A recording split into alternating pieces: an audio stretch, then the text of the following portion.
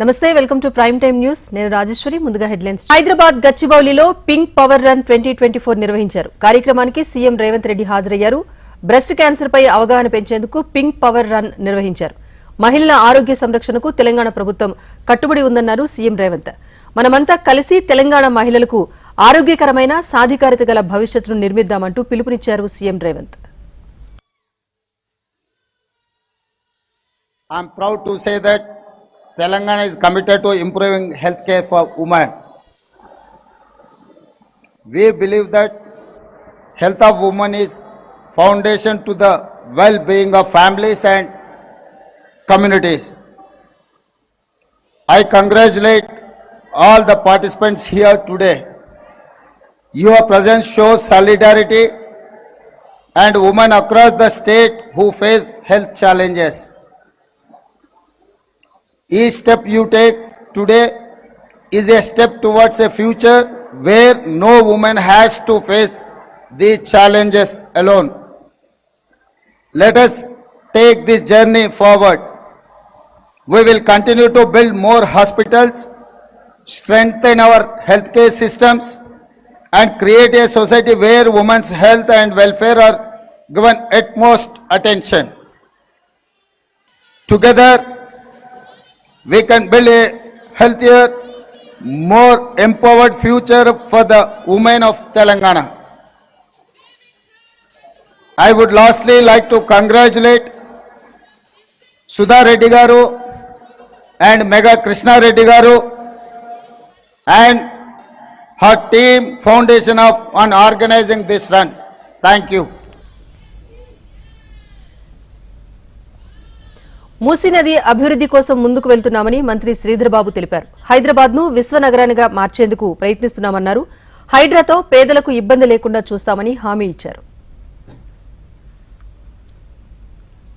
ఒకప్పుడు మనం చూస్తే నగర కీర్తిని రెపరెపలాడించిన మూసీ నది పరిరక్షించుకోవాలి అనే ఒక మంచి ఉద్దేశంతో మూసీ నది అక్రమం గురి కాకుండా ఉండాలి అక్రమాలను అన్నిటిని కూడా తొలగించడమే కాదు తెలుసో తెలియకనో ప్రత్యక్షంగానో పరోక్షంగానో కొన్ని సందర్భాల్లో చాలా మంది అక్కడ ఇళ్ళను ఏర్పాటు చేసుకొని వారి జీవితాలని అక్కడ గడుపుతా ఉన్న సందర్భాన్ని కూడా గుర్తించి ప్రత్యామ్నాయ మార్గాలు ఏర్పాటు చేయాలనే యోచనతో ముందుకెళ్తా ఉన్న తరుణంలో మా కాంగ్రెస్ పార్టీ సంస్కృతికి సంబంధించి పేదలను నిలబెట్టాలే పడగొట్టాలని ఎప్పుడు చూడదు మేము మరొకసారి చెప్తా ఉన్నాం పేదలకు సంబంధించి వారిని ఎప్పుడు కూడా వీధి పాలు చేయము మాజీ మంత్రి హరీష్ రావు సంచలన వ్యాఖ్యలు చేశారు కొడంగల్లో సీఎం రేవంత్ రెడ్డి ఇల్లు కుంటలో ఉందని ఆరోపించారు సర్వే నంబర్ 1138 రెడ్డికుంటలో సీఎం రేవంత్ ఇల్లు ఉందని అతడి తమ్ముడి ఇల్లు ఎఫ్టీఎల్ పరిధిలో ఉందని అన్నారు ముందు మీ ఇల్లు కూల్చుకోండి తర్వాత పేదల దగ్గరకు రండి అంటూ మీకో న్యాయం పేద ప్రజలకో న్యాయమా అంటూ హరీష్ రావు ప్రశ్నించారు పేద ప్రజల రక్తం మీద కన్నీళ్ల మీద మూసీ సుందరీకరణ చేస్తారా అంటూ కాంగ్రెస్ ప్రభుత్వాన్ని నిలదీశారు ఇవాళ మూసీ ప్రాజెక్టు బాధితులతో బీఆర్ఎస్ నేతలు సమావేశమయ్యారు అండగా ఉంటామంటూ భరోసా ఇచ్చారు హరీష్ రావు రాష్ట్రంలో ఎన్నో సమస్యలున్నాయని వాటిని వదిలేసి మూసీ నది మీద పడి పేదల ఉసురు తీస్తున్నారంటూ ప్రభుత్వంపై మండిపడ్డారు కాంగ్రెస్ పార్టీ హస్తం గుర్తును తీసేసి బుల్డోజర్ గుర్తు పెట్టుకోవాలని హరీష్ రావు ఎద్దేవా చేశారు రేవంత్ రెడ్డి ఆయన ఏదో పెద్ద శుద్ధ పూస లెక్క మాట్లాడుతుండు కొడంగల్ల ఆయన కట్టుకున్న ఇల్లే చెప్పుకుంటాను ఉన్నది రేవంత్ రెడ్డి నువ్వు కట్టుకున్న ఇల్లు రెడ్డి కుంటలో సర్వే నంబర్ 1138లో నీ ఇల్లు ఉంది కదా ఫస్ట్ నీ ఇల్లు కూడా కొట్టు నీ ఇల్లే రెడ్డి కుంటలున్నది నీ తమ్ముని ఇల్లే ఎఫ్టీఎల్ ఉన్నది నీ తమ్మునికో రూలు నీకో రూలు గరీబులకు ఒక రూల్ అని నేను అడుగుతా ఉన్నా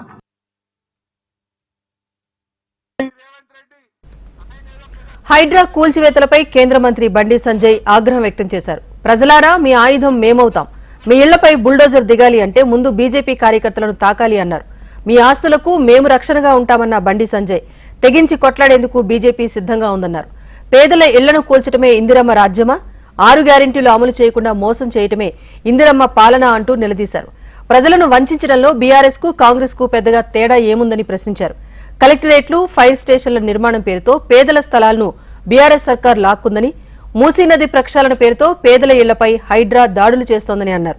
హామీల అమలు, మాజీ సర్పంచుల బిల్లుల విషయంలో బీఆర్ఎస్, కాంగ్రెస్ దొందే అంటూ విమర్శించారు. తెలంగాణ రాష్ట్రంలో ఏ మారుమూల గ్రామంలోని ఏ అవగాహన లేని ఒక వ్యక్తిని కలిసినా కూడా హైడ్రా విషయం చర్చిస్తా ఉన్నారు. హైడ్రా విషయంలో బాధపడడం పాపం. మరి ప్రభుత్వానికి ఎందుకు బుద్ధి వస్తుందో ఇప్పటికీ అర్థమవుతలేదు. సోషల్ మీడియా ద్వారా ప్రత్యక్షంగా పరోక్షంగా ప్రజల నుంచి విమర్శలు వస్తున్నప్పుడు కూడా, ప్రజల నుంచి వ్యతిరేకత వస్తున్నప్పుడు కూడా ప్రభుత్వము అధికారులతో పత్రికా విలేకరుల సమావేశాలు పెట్టించి వార్నింగ్లు, హెచ్చరికలు జారీ చేసేటువంటి స్థాయికి దిగజాడం ఇంతకంటే మూర్ఖత్వం ఇంకోటి కాదు. ప్రభుత్వ పరిస్థితి డ్యామేజ్ కట్టాలకే పరిస్థితి అనుకుంటుంది ఒకటి, అయింది ఒకటి. ఒక పెద్ద బిల్డింగ్ కొట్టి మిగతా కూడా ఒకటి. ఇంద్రమ రాజ్యం అంటున్నాడు. మళ్ళా ఏమి ఇంద్రమ రాజ్యం? ఇలా ప్రజలు మీకు ఎందుకు ఓటేసారు? 6 గ్యారెంటీలు చూసి అరే ఇంద్రమ రాజ్యం చేస్తామని చెప్పి మీరు హామీ ఇస్తే ప్రజలు మీకు నమ్మి ఓటేసారు. ఇంద్రమ రాజ్యం అంటే ఏంది? పేదలు ఇంటి కూర్చొని ఇంద్రమ రాజ్యమా? పేదల పట్టాలు ఇవ్వకుండా ఇంద్రమ రాజ్యమా? తెలంగాణ సీఎం రేవంత్ రెడ్డిపై బీఆర్ఎస్ వర్కింగ్ ప్రెసిడెంట్ కేటీఆర్ సంచలన వ్యాఖ్యలు చేశారు. బామ్మర్దితో లీగల్ నోటీస్ పంపితే నీ ఇల్లీగల్ దందాల గురించి బంద్ చేస్తా అనుకుంటున్నావా అంటూ కేటీఆర్ ట్వీట్ చేశారు. బామ్మర్దికి అమృతం పంచి పేదలకు విషమిస్తూ ఉంటే చూస్తూ ఊరుకునేది లేదన్నారు. ఢిల్లీలో ఉన్న బీజేపీ కూడా కాపాడటమే కష్టమే అన్నారు. ఆదర్శ్ కుంభకోణంలో అశోక్ చవాన్ మాదిరిగా దొరికిన రేవంత్ రాజీనామా చేయక తప్పదన్నారు. రేపు ఎల్లుండి మూసీ పరివాహక ప్రాంతాలు రాజేంద్రనగర్, అంబర్పేట నియోజకవర్గాల్లో పర్యటిస్తారని తెలిపారు కేటీఆర్.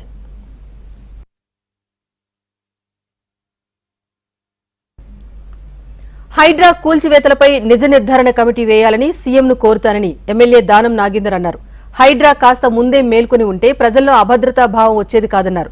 పేద ప్రజలకు ఎలాంటి అన్యాయం జరగకుండా అన్ని చర్యలు తీసుకుంటామన్నారు. పేదల ఇళ్లు కూల్చటం సరికాదన్నారు. మూసీలో అక్రమాలున్నాయని కేటీఆర్ కూడా చెప్పారన్నారు. నేను ఒకటే పేద ప్రజలకు గుడిసెల జోలికి వెళ్ళొద్దని ఇప్పుడు కాదు, ఇప్పుడు ఇన్సిడెంట్ జరిగిందని నేను ముందుకు వచ్చి చెప్తలేను. అదే రోజు చెప్తే దాని మీద ఏం చెప్పారు? నేనేదో అక్కడ కబ్జా చేసుకున్నా అని చెప్పారు. అదే రోజు చెప్పాను, ఇప్పుడు కూడా చేసుకోమని చెప్తున్నా. అప్పుడు ఆ గుడిసెలు గులగొడుతున్నారు అంటే నేను పోయి అప్పుడు రంగనాథ్ గారు చెప్పాను, గుడిసెల జోలికి ఎందుకు వస్తున్నావా బాబు, ఎప్పటి నుంచో ఉన్నాయని చెప్పాను. చెప్తే అప్పుడు ఏం చెప్పారు? మీడియాలనే దానం నాగేందర్ గారు అక్కడ ఏదో కబ్జా చేసుకుండు అని చెప్పి ఆడెవడో ఉన్నాడు పిచ్చోడు ఆడ ఆ కాలనీలో, వాడేదో చెప్తే మీరు అదే దాన్ని దీనివల్ల ప్రభుత్వానికి చెడ్డ పేరు వస్తుంది అని చెప్పి. కాబట్టి మనం ఆలోచించాలి. ఇట్లా పత్రికలలో వచ్చినటువంటి స్టేట్మెంట్స్ అనేది వేగ్గా రావు. ప్రజల యొక్క ఆవేదనని పత్రిక రూపంలో వస్తుంది మనకు. ఆ ఆవేదనను మనం అర్థం చేసుకోవాలి. కాబట్టి మొన్న 500 మంది నా ఇంటికి వచ్చారు. ఎన్నికల్లో రైతులకు ఇచ్చిన హామీలను రేవంత్ సర్కార్ విస్మరించిందన్నారు బీజేపీ నేతలు ఈటెల రాజేందర్, మహేశ్వర్ రెడ్డి. ప్రభుత్వం మెడలు వంచేందుకు రేపు ధర్నా చౌక్లో 24 గంటల రైతు దీక్ష చేపడుతున్నామని వెల్లడించారు. రైతు హామీల సాధన దీక్షను విజయవంతం చేయడానికి ప్రతి రైతు కదలి రావాలని పిలుపునిచ్చారు.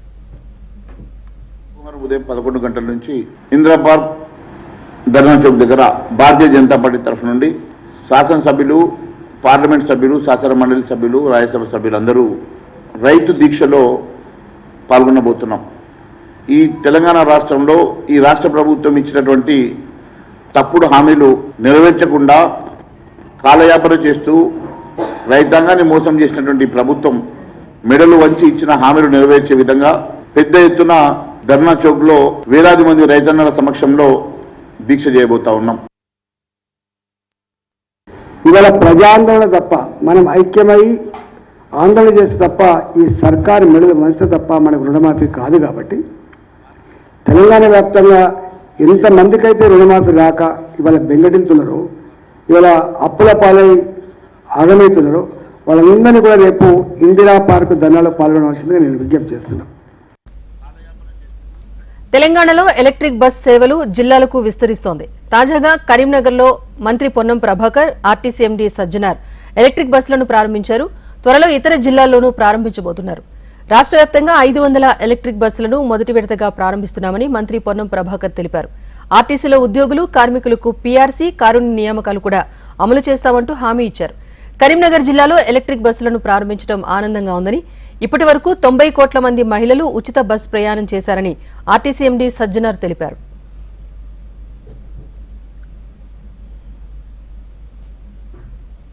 దాంతో పాటుగా ఇవాళ మహిళా శక్తి కింద రాష్ట్ర వ్యాప్తంగా ఉన్నటువంటి మండల మహిళా సంఘాల సమైక్యాల ద్వారా కూడా బస్సుల కొనుగోలుకు ఆర్టీసీ సంస్థ మెక్మా ద్వారా చర్చలు జరుగుతా ఉన్నాయి.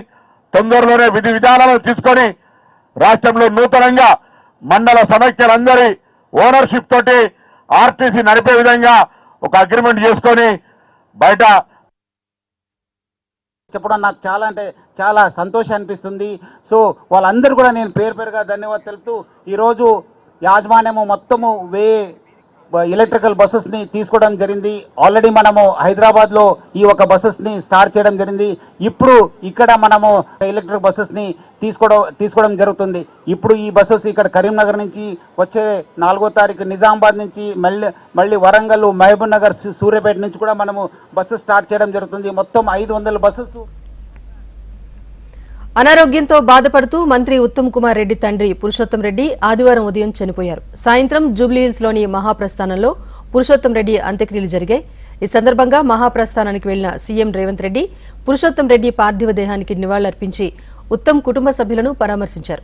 పలువురు మంత్రులు, ఎమ్మెల్యేలు, కాంగ్రెస్ నాయకులు, కార్యకర్తలు తరలివచ్చారు. పురుషోత్తం రెడ్డి మృతి పట్ల బీఆర్ఎస్ నేతలు కేటీఆర్, హరీష్ రావు, సబితా, తలసాని సంతాపం వ్యక్తం చేశారు. హైదరాబాద్ లో మెట్రో 2వ దశ విస్తరణకు చకచక అడుగులు పడుతున్నాయి. అలైన్మెంట్ డీపీఆర్లు తుది దశకు చేరుకున్నట్టు Hyderabad airport metro rail limited MD NVS Reddy తెలిపారు. ఇటీవలే డీటెయిల్ ప్రాజెక్ట్ రిపోర్ట్స్ తయారీ, పురోగతిపైన ముఖ్యమంత్రి రేవంత్ అధికారులతో సమీక్ష నిర్వహించి దిశానిర్దేశం చేశారని ఎన్వీఎస్ రెడ్డి తెలిపారు. నలువైపులా సిటీ అభివృద్ది చెందేలా అందుకు మెట్రో దోహదం చేసేలా డీపీఆర్లు ఉండాలని సీఎం సూచించినట్టుగా ఆయన పేర్కొన్నారు. 4th సిటీలోనూ మెట్రో నిర్మాణానికి ప్రణాళికలు సిద్ధం చేస్తున్నామన్నారు ఎండీ ఎన్వీఎస్ రెడ్డి. యనమల రేవంత్ రెడ్డి గారు గత 2 రోజుల క్రితం ఆయన విస్తృతంగా మెట్రో 2వ దశ గురించి ఒక చర్చ జరిపి మా ముఖ్య అధికారులతోటి అన్ని విషయాలు కూలంకషంగా చర్చించి మెట్రో 2వ దశను ఫైనలైజ్ చేయడం జరిగింది. 6 కారిడార్లు ఈ 2వ దశలో మేము చేయబోతా ఉన్నాము.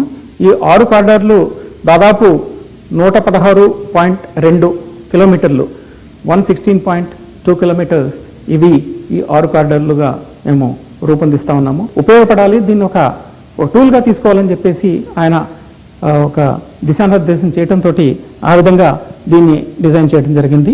ఇక ఎల్బీ నగర్ నుండి హయత్ నగర్ వరకు కారిడార్ని ఎక్స్టెండ్ చేస్తా ఉన్నాము. Red corridor.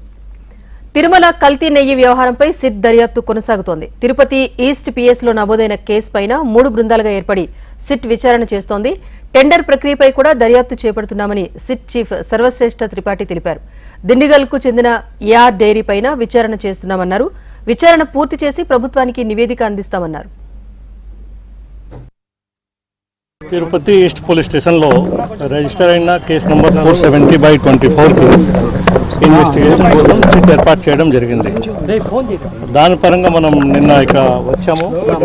వచ్చినాక మన సిట్ కమిటీతో ఒక మీటింగ్ జరిగింది. మీటింగ్ తర్వాత కేసు డైరీకి మనం తీసుకున్నాను, రిక్విజిషన్ ఇచ్చాము. అండ్ ది సేమ్ టైం మన ఐఓ కూడా అపాయింట్మెంట్ చేశాము. ఫర్దర్ దాంట్లో కేసులో స్టడీ చేస్తూ డిఫరెంట్ టీమ్స్ మనం డిఫరెంట్ ప్లేస్లో కోసం ఇన్వెస్టిగేషన్ కోసం మనం పంపిస్తాము. దానికోసం మన యాక్షన్ ప్లాన్ ఇప్పుడు మనం తయారు చేస్తున్నాము. సిట్లో తిరుపతి లడ్డూను రాజకీయం చేస్తూ హిందువుల మనోభావాలు దెబ్బతినేలా సీఎం చంద్రబాబు మాట్లాడారని మాజీ మంత్రి వైసీపీ నేత గుడివాడ అమర్నాథ్ విమర్శలు చేశారు. ఇచ్చిన హామీలు అమలు చేయలేకే లేనిపోని ప్రచారం చేస్తున్నారంటూ మండిపడ్డారు. డైవర్ట్ రాజకీయాల కోసమే తిరుపతి లడ్డూను వివాదాల్లోకి తీసుకొచ్చారని గుడివాడ అమర్నాథ్ ఆరోపించారు. తిరుపతి లడ్డూపై సీబీఐ విచారణను కూటమి నేతలు ఎందుకు కోరటం లేదని ప్రశ్నించారు. అపవిత్రమైంది తిరుమల లడ్డూ కాదు, కూటమి ప్రభుత్వం అంటూ దుయ్యబట్టారు గుడివాడ. ఈ రోజు మత రాజకీయానికి పునాదులు వేసి రాష్ట్రంలో మతాల మధ్య చిచ్చు పెట్టేటువంటి కార్యక్రమం ఏ రకంగా చేస్తా ఉన్నారో గడిచినటువంటి 10 రోజులుగా మనం చూస్తా ఉన్నాం. దేనికోసం ఇదంతా అడుగుతా ఉన్నాం. ముఖ్యంగా గడిచినటువంటి 100 రోజులుగా వారి తాలూకా ఫెయిల్యూర్స్ ని కప్పుపుచ్చుకోవడానికి, ఎన్నికల ముందు ఇచ్చినటువంటి ఏ ఒక్క హామీని నిలబెట్టుకోకపోగా, చెప్పినటువంటి కార్యక్రమాలు ఏమి చేయకపోగా, నిస్సహాయ స్థితిలో ఏమి చేయాలో తోచనటువంటి పరిస్థితిలో చివరికి దేవుని కూడా రాజకీయాల్లోకి తీసుకొచ్చినటువంటి వ్యక్తి చంద్రబాబు నాయుడు గారు అని చెప్పి సందర్భంగా చెప్పక తప్పదు. ఎన్ని అంశాలండి ప్రభుత్వంలో వారు అధికారంలోకి జగన్ పాలనలో ప్రాథమిక ఆరోగ్య కేంద్రాలు దారుణమైన పరిస్థితికి చేరుకున్నాయని వైద్య ఆరోగ్య శాఖ మంత్రి సత్యకుమార్ అన్నారు. ఎక్కడా అవసరమైన వైద్య సిబ్బంది లేరంటూ విమర్శించారు. దొడ్డిదారిన కొత్త మెడికల్ కాలేజీలకు అనుమతి తీసుకొచ్చినా వాటిని పూర్తి చేయకపోవడం వల్లే అడ్మిషన్లను నేషనల్ మెడికల్ కౌన్సిల్ రద్దు చేసిందన్నారు. పులివెందుల్లో కాలేజ్ నిర్మాణం పూర్తి చేసినా హాస్టల్ భవనాలు నిర్మించలేదని, ఆ కారణంగా అడ్మిషన్ రద్దు చేసిందన్నారు. దీనిపై కూడా జగన్ రాజకీయం చేయడం హాస్యాస్పదంగా ఉందన్నారు మంత్రి సత్యకుమార్. ఈ ప్రభుత్వం వచ్చింది జూన్ నెలలో. జూలై 24వ తేదీ నేషనల్ మెడికల్ కౌన్సిల్ ఇన్స్పెక్షన్కి వచ్చింది పులివెందులతో సహా. ఇచ్చి ఇక్కడ ఏమి అరకొర ఉన్నాయి, చాలా గ్యాప్స్ ఉన్నాయి, మౌలిక సదుపాయాల కల్పన లేదు. మరీ ముఖ్యంగా ఫ్యాకల్టీ డెఫిషియన్సీ 48% ఉంది.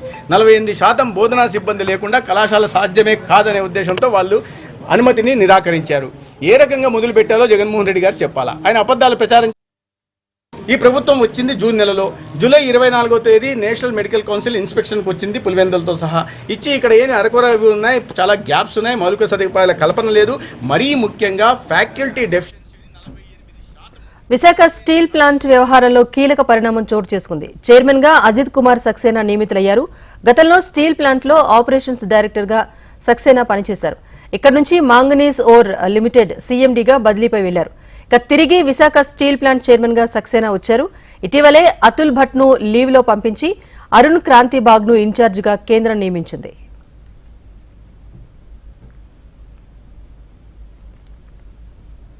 ఏపీలో స్పీడ్ ఆఫ్ డూయింగ్ బిజినెస్ దిశగా కూటమి ప్రభుత్వం అడుగులు వేస్తోంది. పెట్టుబడిదారులు ఎదుర్కొంటున్న సమస్యలపైన నేరుగా చర్చించేందుకు వీలుగా రాష్ట్ర ప్రభుత్వం సిఐఐ ఉమ్మడి భాగస్వామ్యంతో కన్సల్టేటివ్ ఫోరం ఏర్పాటు చేస్తూ పరిశ్రమల శాఖ జీవో నెంబర్ 58 ను విడుదల చేసింది.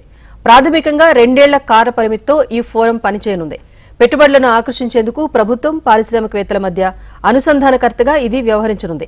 ఆర్టీజీఎస్ మంత్రిగా ఉన్న లోకేష్ ఈ ఫోరం చైర్మన్ గా వ్యవహరించబోతున్నారు. వివిధ ప్రభుత్వ శాఖల మధ్య ఆర్టీజీఎస్ సమన్వయం చేయనుంది. వచ్చే 5 ఏళ్లలో 20 లక్షల ఉద్యోగాల కల్పనే లక్ష్యంగా ప్రభుత్వం వేగంగా అడుగులు వేస్తోంది.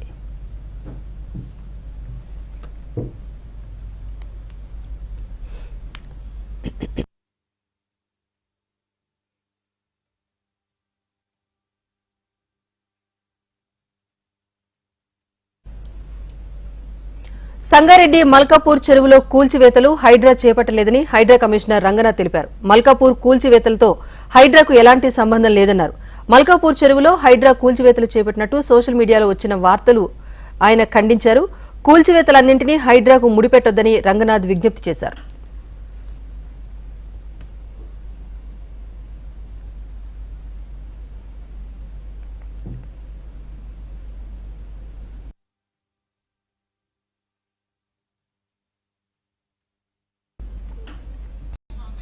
అఖిలాండ కోటి బ్రహ్మాండ నాయకుడు కొలువైన తిరుమల పుణ్యక్షేత్రంలో శ్రీ వెంకటేశ్వర స్వామివారి వార్షిక బ్రహ్మోత్సవాల శోభ మొదలైంది. అక్టోబర్ నెల 4వ తేదీ నుంచి 12వ తేదీ వరకు 9 రోజుల పాటు అంగరంగ వైభవంగా బ్రహ్మోత్సవాలు జరగనున్నాయి.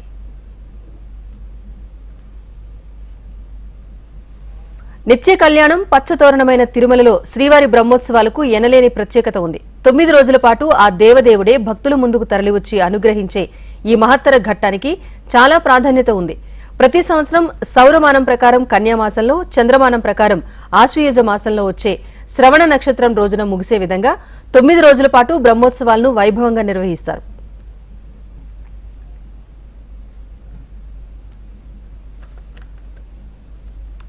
హైదరాబాద్ గోషామహల్ ఎమ్మెల్యే రాజాసింగ్ ఇంటి వద్ద 2 అనుమానితులు రెక్కి నిర్వహించడం కలకలం రేపుతోంది. అనుమానాస్పదంగా తిరుగుతున్న 2ని స్థానికులు పోలీసులకు అప్పగించారు. 2 వ్యక్తులను మంగల్హాట్ పోలీసులు విచారిస్తున్నారు.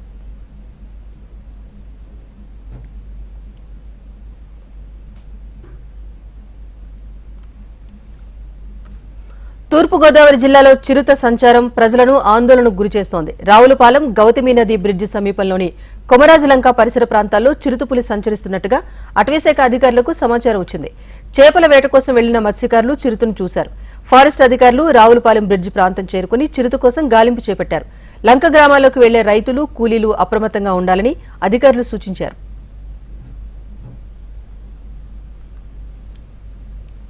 ప్రధాని నరేంద్ర మోదీ తెలంగాణ ప్రజలపై ప్రశంసలు కురిపించారు. తాజాగా తన 114వ మన్ కీ బాత్ ఎపిసోడ్లో అనేక అంశాలు ప్రస్తావించారు. అందులో భాగంగా తెలంగాణ ప్రజలను మెచ్చుకున్నారు. అనుకున్న లక్ష్యం కంటే ఎక్కువగా మొక్కలను నాటడం ద్వారా తెలంగాణ ప్రజలు కొత్త రికార్డు సృష్టించారని తెలిపారు. తెలంగాణతో పాటు ఉత్తరప్రదేశ్, గుజరాత్, మధ్యప్రదేశ్, రాజస్థాన్ రాష్ట్రాలు సైతం రికార్డు సాధించాయని పేర్కొన్నారు. ప్రపంచ పర్యావరణ దినోత్సవం సందర్భంగా ప్రధాని మోదీ జూన్లో ఏక్ పేడ్ మాకే నామ్ పేరుతో పిలుపునిచ్చారు. తల్లిని గౌరవిస్తూ తల్లి పేరుతో మొక్కను నాటడం అనేది సెంటిమెంట్తో కూడిన అంశమని, అందుకే దేశ ప్రజలు బాగా కనెక్ట్ అయ్యారని అన్నారు ప్రధాని మోదీ. గత బుధవారం నాటికి దేశవ్యాప్తంగా 80 కోట్ల మొక్కలు నాటడం ద్వారా లక్ష్యాన్ని సాధించామని కేంద్ర పర్యావరణ శాఖ తెలిపింది. हमारे दृढ़ संकल्प के साथ सामूहिक भागीदारी का संगम होता है तो पूरे समाज के लिए अद्भुत नतीजे सामने आते हैं। इसका सबसे ताजा उदाहरण है एक पेड़ मां के नाम। ये अभियान अद्भुत अभियान रहा। जन भागीदारी का ऐसा उदाहरण वाकई बहुत प्रेरित करने वाला है। पर्यावरण संरक्षण को लेकर शुरू किए गए इस अभियान में देश के कोने कोने में జమ్మూ కాశ్మీర్ అసెంబ్లీ ఎన్నికల ప్రచారంలో మాట్లాడుతుండగానే స్వల్ప అస్వస్థతకు గురయ్యారు కాంగ్రెస్ చీఫ్ మల్లికార్జున ఖర్గే. వెంటనే సెక్యూరిటీ సిబ్బంది, పార్టీ నేతలు ఆయన్ను తీసుకెళ్లి కూర్చోబెట్టారు. కొంత విశ్రాంతి తీసుకున్న తర్వాత మాట్లాడిన ఖర్గే మోదీని అధికారుల నుంచి దించే వరకు తాను బతికే ఉంటా అన్నారు. జమ్మూ కాశ్మీర్కు రాష్ట్ర హోదా తీసుకొస్తామని హామీ ఇచ్చారు.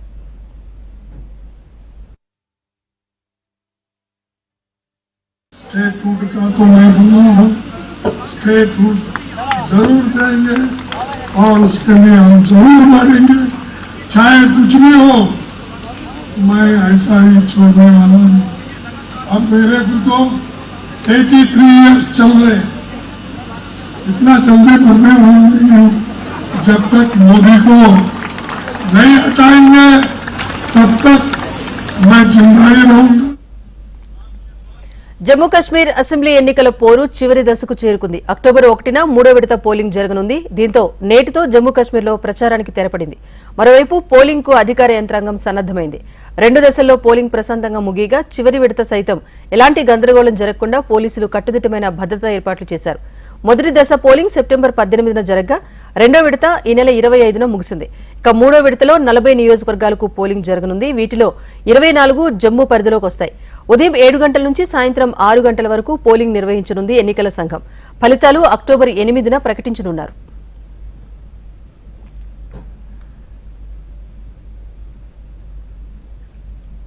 ఢిల్లీ, పంజాబ్లలో అధికారంలోకి ఆప్ వచ్చిందని, అందుకే తనను ఆపాలని జైలుకు పంపించారని ఆ పార్టీ చీఫ్ అరవింద్ కేజ్రీవాల్ అన్నారు. హర్యానా అసెంబ్లీ ఎన్నికల ప్రచారంలో భాగంగా గురుగ్రామ్లో ఆప్ అభ్యర్థి తరపున ఆయన ప్రచారం నిర్వహించారు. ప్రధాని మోదీ టార్గెట్ గా కేజ్రీవాల్ విమర్శలు గుప్పించారు. ఢిల్లీ, పంజాబ్లలో ప్రభుత్వాన్ని ఏర్పాటు చేశామని, హర్యానాలోనూ ప్రభుత్వాన్ని ఏర్పాటు చేయబోతున్నామని, అందుకే తనను మోదీ అడ్డుకోవాలని చూశారంటూ ఆరోపించారు. ఢిల్లీలో 500 క్లినిక్లు ఏర్పాటు చేశానని, దేశవ్యాప్తంగా 5,000 క్లినిక్లు ఏర్పాటు చేయాలని ప్రధాని మోదీకి కేజ్రీవాల్ సవాల్ విసిరారు. తమిళనాడు డీఎంకే ప్రభుత్వంలో కీలక పరిణామం చోటు చేసుకుంది. తమిళనాడు సీఎం ఎంకే స్టాలిన్ తనయుడు, క్రీడా అభివృద్ది శాఖ మంత్రి ఉదయనిధి స్టాలిన్ కు డిప్యూటీ సీఎంగా ప్రమోషన్ వచ్చింది. గడిచిన కొన్ని రోజులుగా జరుగుతున్న ప్రచారాన్ని నిజం చేస్తూ ఆదివారం డిప్యూటీ సీఎంగా ఉదయనిధి స్టాలిన్ బాధ్యతలు స్వీకరించారు. అలాగే మంత్రివర్గ కూర్పులో భాగంగా మరో 4గురిని కేబినెట్లోకి తీసుకున్నారు. వారి చేత గవర్నర్ ఆర్ఎన్ రవి ప్రమాణం చేయించారు. అంతకుముందు చెన్నైలోని కరుణానిధి మెమోరియల్ వద్ద ఉదయనిధి స్టాలిన్ నివాళులర్పించారు. డిప్యూటీ సీఎంగా తనకు పెద్ద బాధ్యత అప్పగించారని అన్నారు. వారి నమ్మకాన్ని కాపాడుకునేలా పనిచేస్తా అన్నారు ఉదయనిధి స్టాలిన్. రాజకీయ వ్యూహకర్త ప్రశాంత్ కిషోర్ కీలక ప్రకటన చేశారు. అక్టోబర్ 2న బీహార్లో కొత్త రాజకీయ పార్టీని ప్రారంభించబోతున్నట్టుగా తెలిపారు. పార్టీ పేరు, నాయకత్వంతో సహా అన్ని వివరాలు అదే రోజు వెల్లడిస్తా అన్నారు. జన సురాజ్ పేరుతో బీహార్లో పాదయాత్ర చేస్తున్న ప్రశాంత్ కిషోర్ అక్టోబర్ 2న కొత్త పార్టీ ప్రకటన చేయబోతున్నారు. అయితే తాను నాయకుడిని కాదని, నాయకుడు కావాలని ఎప్పుడూ ఆశించలేదని ఆసక్తికర వ్యాఖ్యలు చేశారు. అక్టోబర్ 2న ఏర్పాటు కానున్న పార్టీకి తానే ఎప్పుడూ నాయకుడిగా ఉండనన్నారు. ప్రజలే నాయకత్వ పాత్ర పోషించాల్సిన సమయం ఇదే అన్నారు పీకే. ఉగ్రవాద గ్రూప్ హిజ్బుల్లాకు మరోసారి ఊహించని దెబ్బ తగిలింది. ఇజ్రాయిల్ ఆదివారం జరిపిన వైమానిక దాడిలో మరో హిజ్బుల్లా కీలక నేత నబిల్ కౌక్ హతమయ్యాడు. హిజ్బుల్లా సెంట్రల్ కౌన్సిల్లో డిప్యూటీ హెడ్ గా ఉన్న నబీల్ మృతి చెందినట్లుగా ఇజ్రాయెల్ సైన్యం వెల్లడించింది. అయితే దీనిపై హిజ్బుల్లా నుంచి ఎలాంటి ప్రకటన వెలువడలేదు. గత కొన్ని వారాలుగా లెబనాన్లోని హిజ్బుల్లా గ్రూప్ పైన ఇజ్రాయెల్ భీకర దాడులు చేస్తోంది. శుక్రవారం జరిగిన దాడిలో హిజ్బుల్లా అధినేత హసన్ నస్రల్లా మృతి చెందడం ఆ గ్రూప్ కు శరాఘాతంలా మారింది. ఈ తరుణంలోనే మరో కీలక నేతను కోల్పోవడం గమనార్హం. నబీల్ 1995 నుంచి 2010 వరకు సౌత్ లెబనాన్లోని హిజ్బుల్లా మిలిటరీ కమాండర్గా పనిచేశాడు. 2020లో అతడిపై అమెరికా ఆంక్షలు విధించింది. పొరుగు దేశం నేపాల్ను భారీ వర్షాలు అతలాకుతలం చేస్తున్నాయి. గడిచిన 3 రోజులుగా ఎడతెరిపి లేకుండా కురుస్తున్న భారీ వర్షాలతో అల్లకల్లోలంగా మారింది అక్కడి పరిస్థితి. జనజీవనం స్తంభించిపోయింది.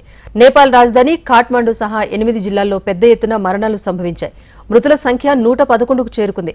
మరో 68 మంది ఆచూకీ లేకుండా పోయారు. మృతుల్లో కావ్యపాలన్ చౌక్ ఏరియాకు చెందిన 34 మంది, లలిత్పూర్కు చెందిన 20 మంది, దాడింకు చెందిన 15 మంది, ఖాట్మండుకు చెందిన 12 మంది, మక్వాన్పూర్కు చెందిన 7, సింధ్ పాల్ చౌక్కు చెందిన 4, డోలక్కు చెందిన 3, పంచ్తర్, భక్తపూర్ జిల్లాలకు చెందిన 5 చొప్పున ఉన్నారు. వరద నీరు సమీపంలోని గ్రామాల్లోకి పోటెత్తింది. అనేక ప్రాంతాలు వరద గుప్పిట్లో చిక్కుకుపోయాయి. దాదాపు 1244 ఇళ్లు పూర్తిగా నీట మునిగిపోయాయి. దేశవ్యాప్తంగా 44 జిల్లాల్లో వరదలు బీభత్సం సృష్టించాయి. పలు చోట్ల కొండ చర్యలు విరిగిపట్టం లాంటి ఘటనలు సైతం చోటు చేసుకున్నాయి. రోడ్లన్నీ ధ్వంసమైపోయాయి. 39 జిల్లాల్లో రహదారులు పూర్తిగా మూసివేశారు. వరద ప్రభావిత ప్రాంతాల్లో అధికారులు సహాయక చర్యలు కొనసాగిస్తున్నారు. దాదాపు 3000 మంది భద్రతా సిబ్బంది సహాయక చర్యల్లో పాల్గొంటున్నారు. ఇప్పటి వరకు 1000 మంది వరకు బాధితులను సురక్షిత ప్రాంతాలకు తరలించారు.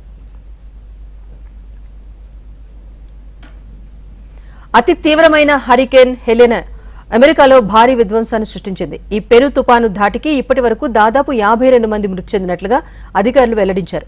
మృతుల్లో 3 అగ్నిమాపక సిబ్బంది, ఓ 89 ఏళ్ల వృద్ధురాలు, ఒక మహిళతో పాటు ఆమెకు నెల రోజుల క్రితం జన్మించిన కవలలు ఉన్నట్టుగా అధికార వర్గాలు వెల్లడించాయి. Florida, Georgia, North Carolina, South Carolina, Virginia రాష్ట్రాల్లో కేటగిరీ 4 హరికేన్ ప్రభావం అధికంగా ఉంది.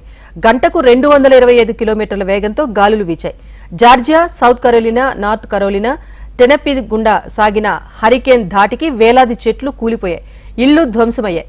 ప్రకృతి విపత్తు కారణంగా ఆగ్నేయ అమెరికాలో బిలియన్ల డాలర్ల మేర ఆస్తి నష్టం సంభవించింది. విద్యుత్ సరఫరా వ్యవస్థ దెబ్బతినటం వల్ల దాదాపు 30 లక్షల మంది ప్రభావితమైనట్టుగా చెప్పారు. అనేక మందికి వరద ముప్పు పొంచి ఉంది. వరద ప్రభావిత ప్రాంతాల్లో సహాయక చర్యలు ముమ్మరంగా కొనసాగుతున్నాయని అమెరికా అధ్యక్షుడు జో బైడెన్ తెలిపారు. ఇది prime time news update. Keep watching HM TV. వార్త ఆగదు, నిజం దాగదు.